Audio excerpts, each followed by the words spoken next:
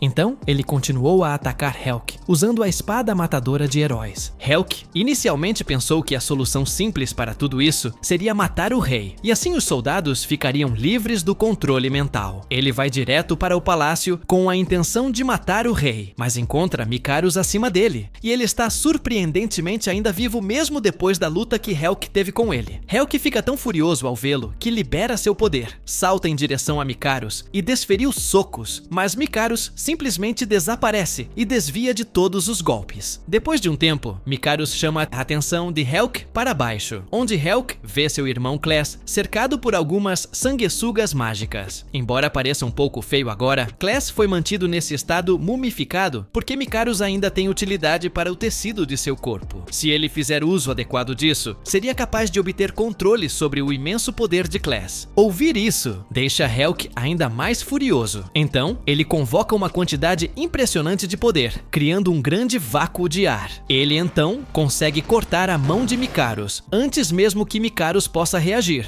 Mikaros é pego de surpresa. Sabendo que precisa acabar com isso imediatamente, Mikaros cria um portal místico acima de Helk, que o transportaria para um local aleatório bem distante. Helk tenta ao máximo resistir, mas acaba sendo puxado para dentro do portal de qualquer maneira. E é assim que ele vai parar no reino dos demônios. Anne ouve essa parte da história e não sente nada além de compaixão por ele. Ela o aconselha a simplesmente deixar para lá e deixar que os humanos lidem com isso, já que são eles que estão sendo atacados. Helk continua sua história, explicando que, quando pousou pela primeira vez no reino dos demônios, vagou sem rumo até que Kenros o encontrou um dia e o levou para a civilização. Kenros e os outros demônios não se importavam que ele fosse humano. Eles o trataram com muita gentileza e o acolheram. Annie agora percebe que Helk não está fazendo isso apenas para se vingar dos humanos. Ele está fazendo isso porque quer proteger os demônios e mantê-los a salvo. Helk está ciente de que o poder dos Cavaleiros Alados cresce a cada dia. Então, ele sente que o exército demoníaco pode ter dificuldade em derrotá-los em algum momento, e é por isso que ele sente que deve ser ele a fazê-lo, já que possui o poder. Como humano, ele se sente um tanto obrigado. No entanto, ele sabe que às vezes pode entrar em uma fúria cega e acabar atacando até mesmo aqueles que estão do seu lado. É por isso que ele queria que Annie guardasse o matador de heróis, caso ele alguma vez enlouquecesse, para que ela pudesse usá-lo para derrubá-lo. Annie fica realmente comovida com isso e não consegue mais suportar mentir para Helk. Ela se levanta e admite que, na verdade, sempre foi Lady Vermilio, uma das 4 senhoras do Império. Ela pede desculpas por ter mentido para ele e diz para ele vir morar no reino quando tudo isso acabar. Além disso, ela concorda em honrar o pedido dele de usar o matador de heróis se necessário, mas apenas com a condição de que ele não lute com a intenção de morrer e lute como alguém que quer viver. Uma lágrima de alegria escorre pelo rosto de Helk e ele concorda com a condição dela. Enquanto isso, uma demônia rastreadora chamada Harpy foi enviada ao continente distante para procurar Vermilio, mas ela não tem sorte. Tudo o que ela encontra são os destroços da batalha com os Cavaleiros Alados. Esta é sua primeira missão. Então, ela se pergunta como é que vai conseguir encontrar a Lady Vermilio sozinha. Enquanto isso, Vermilio, Helk e Pee-wee planejam pegar carona em um trem, já que ouviram dizer que ele é muito rápido. Helk e Pee-wee nunca andaram de trem, então estão um pouco animados. Pouco depois, o trem chega e eles parecem se divertir muito. Passam o dia inteiro no trem e chegam a um vale no dia seguinte. Eles viajam por um tempo e se deparam com um monstro gigante de couro, mas conseguem derrotá-lo facilmente. E Vermilio queima o corpo. Pouco depois, encontram um velho que se apresenta como o chefe da cidade à frente. Ele os adverte para não seguirem adiante, pois há um monstro de couro muito perigoso, que vem aterrorizando essa área há muito tempo. Vermilio fica confusa a princípio, mas logo percebe que o monstro de que ele está falando é aquele que acabaram de derrotar há poucos minutos. O velho não acredita e acha que estão mentindo, mas, depois que alguns de seus soldados confirmam a notícia, ele grita de alegria e sugere que façam uma festa. Mais tarde naquela noite, eles acabam dando uma festa e recebendo Vermilio e Helk de braços abertos. Eles são vistos se divertindo no telhado, mas é quando Harpy chega voando e lhes conta quem ela é e por que está ali. Depois que Harpy encontra Vermilio, ela suspira de alívio e se junta a eles para jantar. Enquanto isso, Vermilio está absorta em pensamentos. Ela imagina que Harpy poderia levá-la e a Pee-wee de volta ao Império, mas ela definitivamente não será capaz de carregar Helk, então percebe que terão que seguir para o Império a pé de qualquer maneira. Nesse momento, Harpy corre até Vermilio e entrega-lhe uma carta escrita por Azudra. A carta diz para ela se dirigir à parte sul do Reino dos Demônios, em vez de ao Império, pois é lá que a próxima fase do plano deles ocorrerá. Vermilio suspira, percebendo que esse é um comportamento típico de Azudra, mas ainda assim fica feliz em saber que Helk agora é considerado parte das forças do Império. Enquanto isso, no castelo, Ron e Ista estão ocupados repreendendo Azudra por ter tomado a decisão de encorajar os soldados a continuar lutando contra os Cavaleiros Alados. Mas Azudra lhes diz que tudo isso faz parte de seu plano. O plano não é derrotar os soldados, mas sim criar uma distração. Enquanto isso, os soldados demoníacos são vistos no campo de batalha, enfrentando os Cavaleiros Alados, que ressuscitaram mais uma vez. Eles conseguem oferecer mais resistência do que da última vez, mas ainda assim não são páreo para eles. Yura enfrenta Edil em um duelo 1 contra 1. Embora Edil consiga se manter firme por um tempo, Yura acaba matando-o ao cortar suas asas. Ele cai no chão e se contorce de dor, jurando que voltará para matar Yura com suas próprias mãos, mas então seu corpo é transportado e ressuscitado. Enquanto isso, no castelo, Azudra continua firme na ideia de criar uma distração com os soldados, enquanto Helk e Vermilio atuam como a verdadeira ameaça. Ron se pergunta se apenas 2 pessoas seriam suficientes para lidar com a força principal, mas Azudra lembra a todos que Vermilio e Helk são fortes demais para serem considerados soldados comuns. Seu plano para a distração é fazer os humanos acreditarem que estão em uma situação difícil, o que os levaria a baixar a guarda, dando a Helk e Vermílio a chance perfeita para atacar. Os soldados lutando no campo de batalha estão servindo apenas como uma distração, mas, além disso, há outra coisa que vem incomodando Azudra. Ele vem sentindo uma estranha presença humana nas proximidades. O poder por trás dela provavelmente se aproxima do de Helk. Azudra lembra que o senhor demoníaco do castelo Urum era conhecido como um dos senhores demoníacos mais fortes de todo o Império, mas foi morto por um humano. Azudra suspeita que o humano que matou aquele senhor demoníaco seja o dono dessa aura inquietante que ele está sentindo. Por enquanto, não há muito que possam fazer. Tudo o que podem fazer é esperar que Asta volte com alguma informação. Enquanto isso, Asta está fazendo um excelente trabalho, coletando informações no reino humano, já que está fora há tanto tempo e ainda não foi pega. Ela está passando por uma passagem estreita, quando, de repente, ouve alguns cavaleiros se aproximando. Então, se esconde em um buraco na parede e usa seus ouvidos apurados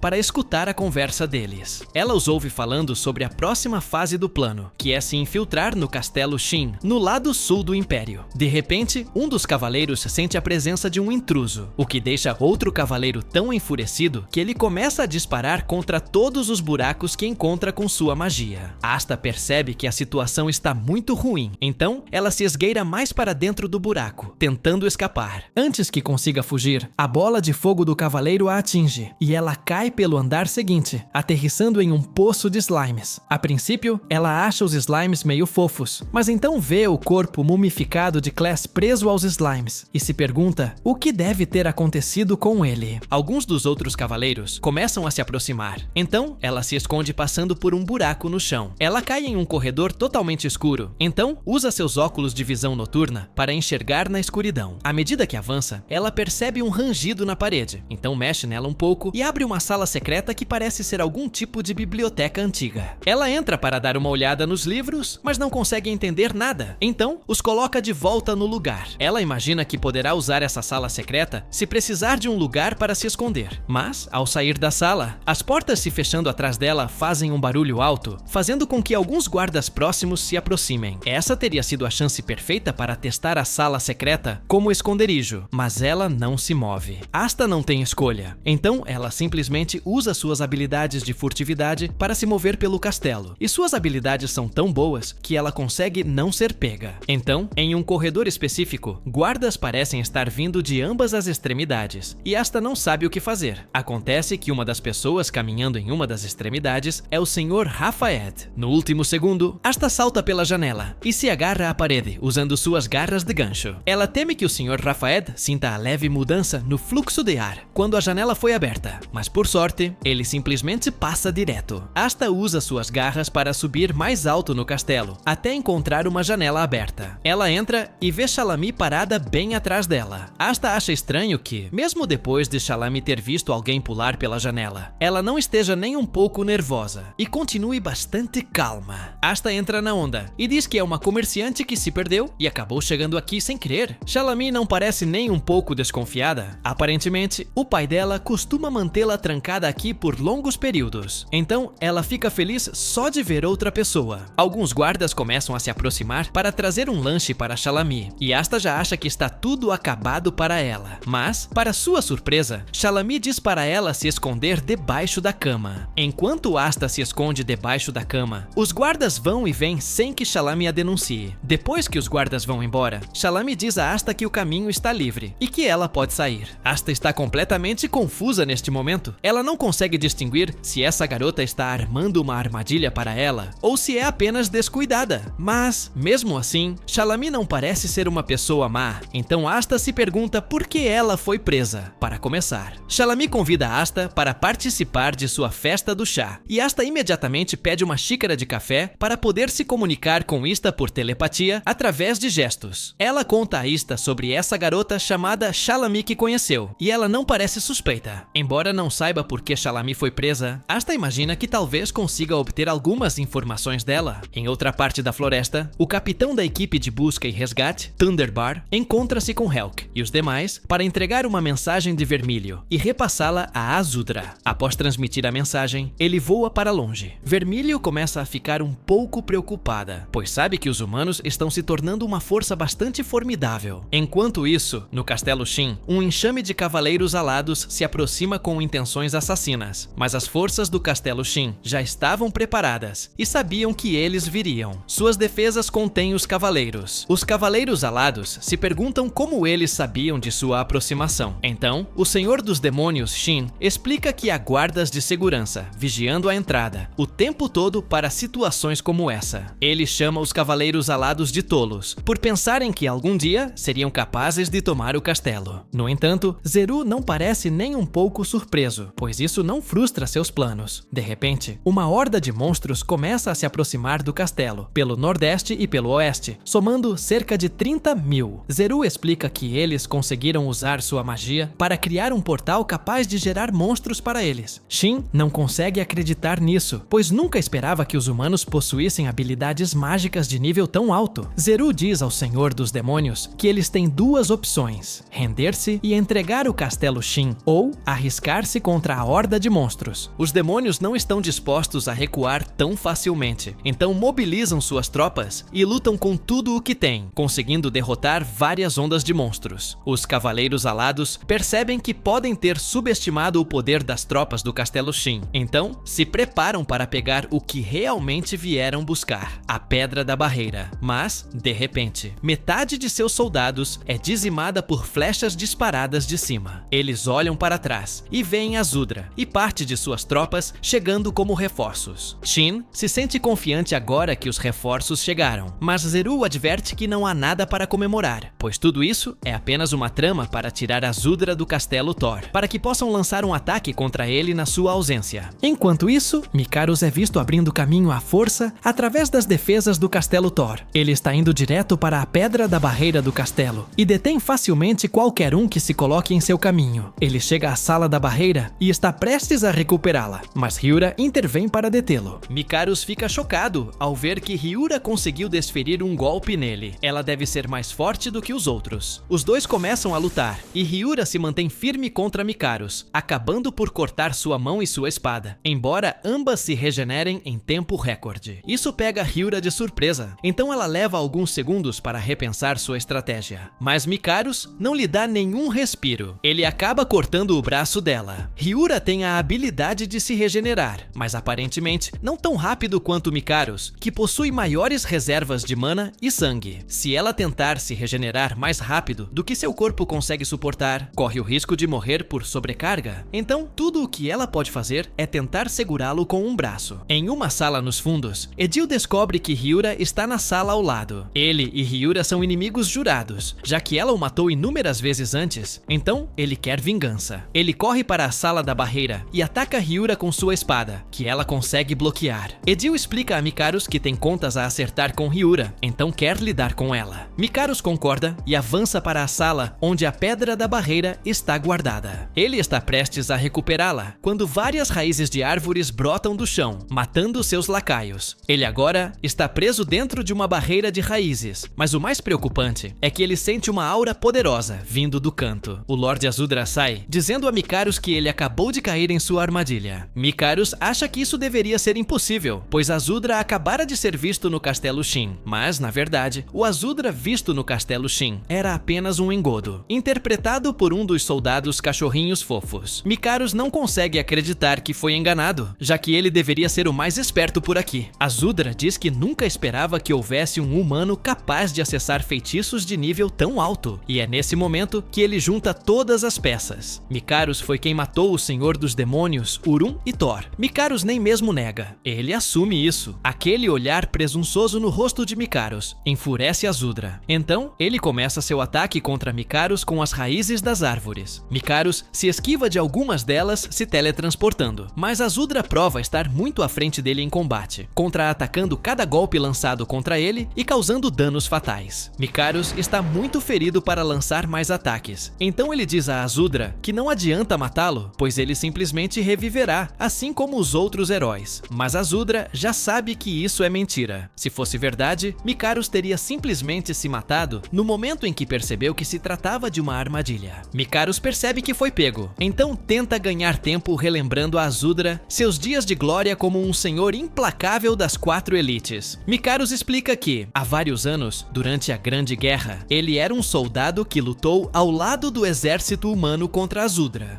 Mas Azudra provavelmente não se lembraria dele, pois ele era apenas um soldado raso comum. Azudra massacrou todos os companheiros de Mikaros sozinho, deixando o campo de batalha repleto de seus cadáveres. Mikaros ficou com tanto medo diante daquela cena que não conseguiu pensar em mais nada. Então se escondeu entre os cadáveres de seus companheiros e prendeu a respiração para que Azudra não o encontrasse. Seu plano funcionou, mas ele acabou sendo envenenado pelas toxinas do mundo demoníaco mesmo assim. Mais tarde, ele despertou com um grande poder de feitiçaria. Depois de ouvir isso, Azudra presume que Mikaros está agindo por vingança, mas Mikaros não se importa com vingança. Ele quer criar um novo mundo. Após seu despertar, Mikaros passou os 1500 anos seguintes viajando pelos mundos, aprendendo diferentes feitiços e magia, e ganhando uma vasta quantidade de poder. Essa conversa com Azudra dá a Mikaros tempo suficiente para recuperar suas forças. E agora, ele continua seu ataque. Azudra tinha apenas a intenção de aprisioná-lo, mas agora que Mikaros conseguiu isso, ele admite que foi ingênuo. Ele jura matá-lo aqui e agora. Enquanto isso, Hyura e Edil dão início à batalha, e Hyura percebe que derrotá-lo não é mais tão fácil quanto antes, agora que Edil ficou mais forte. À medida que a luta se intensifica, Edil diz a ela que não é mais o fraco que ela conheceu da primeira vez. Ele nunca desistirá até finalmente derrotá-la. Hyura responde, dizendo que terá que esmagar o ânimo dele para que ele nunca mais se levante. Ao ouvir isso, Edil fica um pouco animado, e seu tom muda. Ele diz a Hyura que esmagar seu espírito não será possível porque ele espera ansiosamente por suas batalhas todas as vezes, já que ela é a única para ele. Hyura fica confusa com isso e pergunta o que ele quer dizer. Edil de repente cora, retira o que disse e simplesmente sugere que continuem a batalha. Hyura se pergunta se isso significa que Edil está prestes a quebrar o feitiço de controle mental. Enquanto isso, Asta ainda está tomando chá com Shalami. Ela insiste em perguntar a Shalami sobre o paradeiro do rei. Shalami finalmente concorda em contar, mas somente se Asta deixar ir junto. Ela quer fugir e ver todos os seus amigos novamente, especialmente Helk e Kless. Ao ouvir isso, torna-se inegável para Asta que Shalami tem uma conexão com os heróis. A julgar por sua reação triste e pela urgência em partir, fica claro que algo ruim deve estar acontecendo. Então, Asta decide levá-la junto, prometendo que elas poderão se encontrar com Helk. Enquanto correm pelos corredores, Asta descobre que Shalami é muito mais ágil do que esperava. Ainda mais surpreendente é que ela possui uma habilidade especial que espalha partículas de energia por uma ampla área e pode conceder a qualquer humano que as toque um poder especial. Os olhos de Asta se arregalam de choque ao perceber que talvez houvesse um motivo para Shalami ter sido mantida presa. Ela pressente que libertá-la poderia ter um grande impacto na guerra. De repente, ouvem alguém se aproximando, então correm até chegarem à sala de audiências principal. A sala se ilumina quando entram, e uma faca brilhante voa para a mão de Shalami, que ela começa a usar para atacar Asta. Asta se pergunta o que está acontecendo, mas logo percebe que está sendo controlada pelo ser no meio da sala, o Rei Caído. Nesse momento, o Sr. Rafaed entra atrás deles e repreende o Rei Caído por usar o feitiço de controle mental em Shalami, alertando-o para nunca fazer tal coisa, a menos que o plano exija isso. Shalami desaba no chão, livre do controle. O Sr. Rafaed elogia Asta por ter chegado até aqui sem ser detectada, reconhecendo sua habilidade, mas avisa que, infelizmente,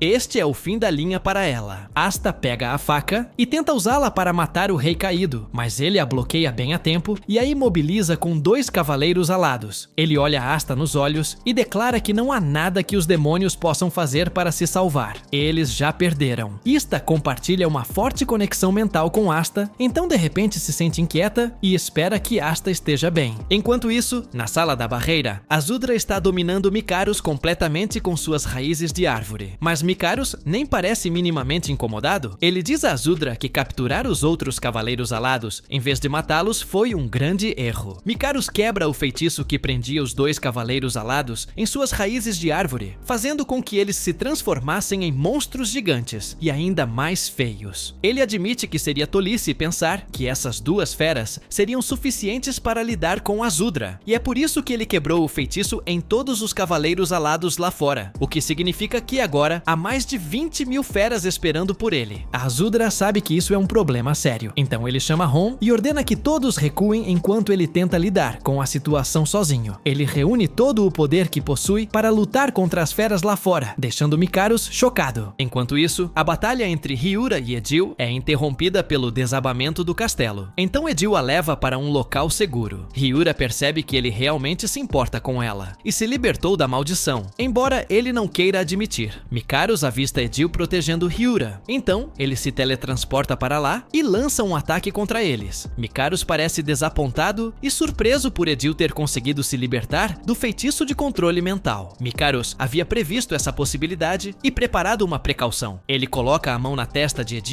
e usa o feitiço de quebra de mente, com a intenção de transformar Edil em uma máquina de combate sem consciência. Hyura consegue interferir no último momento e corta Mikaros em pedaços. Infelizmente, o feitiço de ruptura ainda faz efeito, o que significa que Edil logo se transformará em um monstro. Ele avisa Hyura para se afastar dele o mais rápido possível e então voa para longe. Mikaros acreditava que usar o feitiço de ruptura em Edil era a melhor jogada possível, sabendo que Helk acabaria por chegar e que enfrentar seu antigo companheiro provocaria depressão e desespero, levando Helk a se tornar escravo de seu próprio poder. Todos os outros já foram evacuados, mas Azudra fica para trás, tentando cuidar de tudo sozinho. No entanto, o dia acaba se tornando um pesadelo para ele quando Edil irrompe pela sala. As habilidades de Edil foram significativamente ampliadas, colocando-o agora muito à frente de Azudra em termos de capacidade de combate. Ele consegue apunhalar Azudra bem no peito e se prepara para desferir o golpe final. Enquanto isso, Helk e Vermilio continuam sua jornada rumo ao Império. Eles montam um acampamento para passar a noite em uma floresta próxima, a fim de descansar. Vermilio lembra que um aldeão lhe contou que a ponte à frente está destruída, o que significa que precisarão fazer um desvio. Harpey quer ajudar o máximo possível, mas tanto Helk quanto Vermilio dizem para ela não se esforçar demais. Servir de guia de volta ao Império já é o suficiente, e ela deveria simplesmente ir dormir. Harpey obedece e deita-se para descansar. Depois que ela vai para a cama, Vermilio lembra-se da mensagem que Azudra lhe enviou, instruindo-a a seguir para a parte sul do Império. Segundo Harpey, o Império Humano estabeleceu uma fronteira próxima ao sul do Império. Então Vermilio sugere a Helk que sigam em frente o mais rápido possível, sem parar para reabastecer suprimentos. Com esse plano, eles devem chegar em cerca de 3 dias. Helk concorda, embora admita que não parece que tenham viajado muito e que estão quase no destino. Vermilio concorda, admitindo que aproveitou cada momento da jornada. No entanto, agora que estão diante da batalha final, não importa qual seja o plano. Vermilio tem quase certeza de que Azudra os considera o último recurso para assassinar o rei, já que provavelmente tem a força combinada necessária para derrotá-lo. Ela observa que derrotar o rei não marcará o fim da batalha, significará apenas o começo. A verdadeira tarefa será eliminar todos os humanos que sofrerem mutações como resultado disso. Helk a tranquiliza, dizendo que não é grande coisa, pois ele vai esmagar cada um deles. Vermilio o chama de Baka e diz para ele parar de carregar toda a culpa, pois seus poderes são mais eficazes quando estão em desvantagem numérica, tornando-a tão eficaz quanto ele, e Helk concorda. No dia seguinte, Helk e os outros se dirigem para a base estabelecida no Império do Sul. Antes de chegarem, eles veem Rolf, uma integrante da equipe de reconhecimento, cair no chão. Ela os avisa para não seguirem adiante, pois os Cavaleiros Alados lançaram um ataque surpresa e destruíram a base deles. A cena muda para a base em chamas, onde o Sr. Rafaed lidera os Cavaleiros Alados restantes. Ele esperava ver Helk ali, mas ficou surpreso ao encontrar um acampamento inteiro de demônios em seu lugar. Vermilio percebe rapidamente que o ataque não era dirigido aos Cavaleiros, mas a Helk. Sua suposição está correta. Os humanos temem o poder de Helk tanto quanto os demônios, e estão fazendo todo o possível para impedi-lo de participar da guerra. Vermilio começa a ficar paranoica e fica paralisada, mas Helk caminha calmamente para frente, perguntando se ela vai junto. Vermilio se recompõe e ordena que Harpey e Pewee fiquem para trás e cuidem dos ferimentos de Rolf. Pouco tempo depois, Vermilio e Helk chegam a um campo de batalha desolado, onde o Sr. Rafaed está em frente a eles. Ele olha para Helk e observa que ele parece estar em boa forma. Ele presumiu que Helk estaria mais exausto a essa altura. O Sr. Rafaed não perde tempo com rodeios, admitindo que a única razão pela qual veio até ali foi para esmagá-lo. Ele é o último obstáculo no caminho de seus planos para criar um novo mundo. O Sr. Rafaed presume que, a essa altura, Helk já deve compreender que há um poder imenso dentro dele. Ele admite que sua missão é forçar esse poder a entrar em um estado de fúria e fazer com que Helk se retire completamente da guerra. No entanto, ele oferece a Helk a chance de ir embora livremente, poupando sua vida. Ele a aconselha Helk a levar seus amigos e encontrar uma área isolada, não afetada pela guerra, e se esconder até que tudo acabe, dizendo-lhe que não há vergonha em fugir. Helk, é claro, se recusa a recuar. Ele diz a Rafaed que, se ele pretende continuar com essa tragédia, ele não tem escolha a não ser lutar. O Sr. Rafaed o chama de tolo por tomar essa decisão e promete que ele perecerá. Ele lança uma onda de cavaleiros alados contra eles, mas Helk e Vermílio trabalham juntos e derrotam a onda com facilidade. O Sr. Rafaed nunca esperava que Helk tivesse uma companheira tão forte, então ele pega sua espada e entra na batalha pessoalmente. O ataque que ele lança contra Vermílio causa uma enorme explosão. Helk faz uma pausa, olhando para ela para se certificar de que está bem. Vermílio emerge da fumaça e diz a ele para não se preocupar, garantindo que não há como ela morrer com um ataque como aquele. O Sr. Rafaed percebe que seu plano de fazer Helk enlouquecer não vai mais funcionar porque Vermílio está lá para lhe dar apoio moral e mantê-lo são. Ele raciocina que, como Helk se apegou a Vermílio, a única maneira de fazê-lo enlouquecer agora seria matá-la. Vermílio, no entanto, está confiante de que, mesmo que ele a matasse, Helk continuaria bem. Ao longo do tempo que passaram juntos, Helk desenvolveu autocontrole e moderação, então não há como ele enlouquecer. De repente, Vermílio sente uma aura sinistra nas proximidades. Ao olhar para trás, um cavaleiro alado dispara uma flecha, que ela consegue desviar. No entanto, a flecha estava, na verdade, destinada a Helk, e não a ela. Ela o avisa bem a tempo, e ele apanha a flecha sem se machucar. Esse cavaleiro alado é diferente dos outros. Está envolto por uma aura roxa ameaçadora. Vermílio diz a Helk que ela pode lidar com os cavaleiros alados comuns enquanto ele enfrenta o especial. Ela usa sua magia de fogo para imobilizá-los, mas de repente sente outra aura sinistra. O Sr. Rafaed irrompe através das chamas e confronta Vermílio diretamente. Ele a adverte de que ela é a mais ignorante em relação a Helk, sendo tola por pensar que ele pode resistir a entrar em fúria. Vermílio sente a aura de Helk em pleno potencial à distância. O cavaleiro alado especial ataca, mas Helk o intercepta sem esforço. Sua presença é tão avassaladora que todos os cavaleiros alados próximos caem de joelhos. Vermílio tenta avançar, mas Rafaed diz a ela que é inútil. O que ela está testemunhando é a tristeza e a dor de Helk. Helk é humano, e superar tal desespero é quase impossível. Nesse momento, ele deve matar uma das pessoas que mais amava. Vermílio fica confusa até ver Helk tirar o elmo do cavaleiro e perceber que é Alicia.